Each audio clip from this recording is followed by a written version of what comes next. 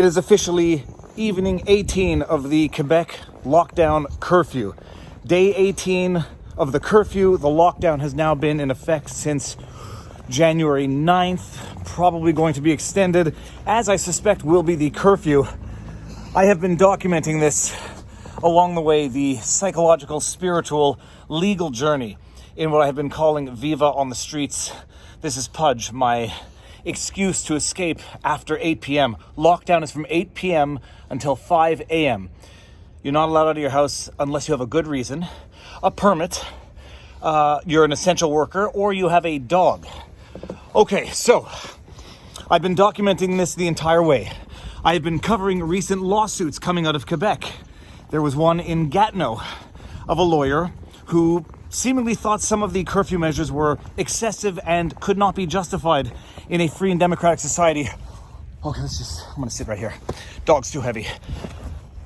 There was another lawsuit, which I just covered the other day in a vlog, a very detailed lawsuit about how these measures that have been imposed under La Loi sur la Santé Publique and renewed seemingly indefinitely and infinitely over the last 10 months are unconstitutional, because under the law, the renewals could only take place for 10 days at a time for a maximum of 30 days before they had to go to the National Assembly and get approved legislatively, as do most laws.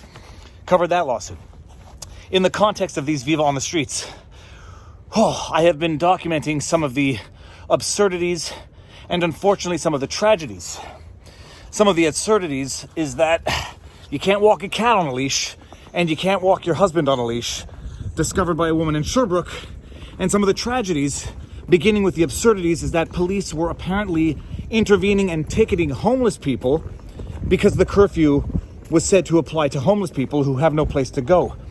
One of the tragedies is that a homeless person named Raphael Andre, who was kicked out of a homeless shelter at 9:30 because of the COVID measures, ended up freezing to death in a porta potty where he sought refuge. Well, apparently some lawyers filed suit to declare these measures unconstitutional, at least as relates to homeless people. I think they were called the Mobile Legal Clinic. There's a bench here. The Mobile Legal Clinic filed a lawsuit alleging that these measures were arbitrary and unjustly affected homeless people. The Mobile Legal Clinic, from what I understand, represent marginalized groups. They won in their lawsuit. A Judge Massey declared that these rules were arbitrary, disproportionately affected the homeless, and violated Canadian and Quebec charter rights of liberty, security of persons, and she declared the orders unenforceable, unconstitutional, at the very least unenforceable as relates to homeless people. This may seem like an obvious result. It may seem like an intuitive result, and it is. But like Robert Barnes and I have said, if you don't watch our weekly live streams, check them out. Robert Barnes often gets asked the question, how do you make a difference when people feel like they have lost control? When people feel like the judicial system no longer represents them? His answer, just keep trying.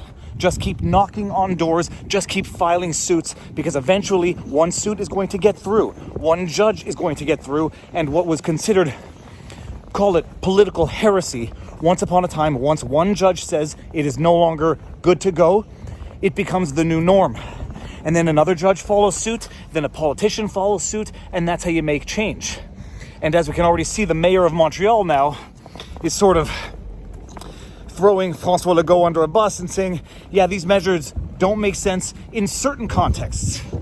Well, you've opened the door once a judge says these laws don't make sense under certain contexts, because then the door is opened for these laws not making sense under other contexts. And so, my God, this dog is so heavy. So we have some positive news on the legal front. This measure has been declared unconstitutional in part as relates to a specific segment of society, which opens the door to it being declared unlawful and unconstitutional as relates to other segments of societies. We'll see where it goes. That is the most recent update. My fingers are going numb. The most irritating thing about this is, come on, get up, 1, 2, 3. This ordinarily would be one of those magical nights where you have a nice dusting of snow. It's quiet. There's very little wind. It would otherwise be a beautiful evening to go for a walk. But our government has decided that curfew is the appropriate measure to combat the coronavirus, even though our own health director, Horacio Arruda, said no concrete scientific evidence that curfews are effective whatsoever. Something tells me that given this ruling, we're going to start seeing some of these measures pulled back, not just with respect to certain groups, but with respect to society as a whole. And it takes one lawyer, one client, one judgment to get that ball rolling. All right, everybody. With that said, stay tuned for the next update. Pudge, what do you have to say? This is not comfortable for you, is it? It's not comfortable for me either. My back is killing me. Everyone, stay sane. Don't lose your sense of humor, because as I always say, you will change more with humor than with any other means. So, keep the faith. Stay tuned. Peace out. Peace.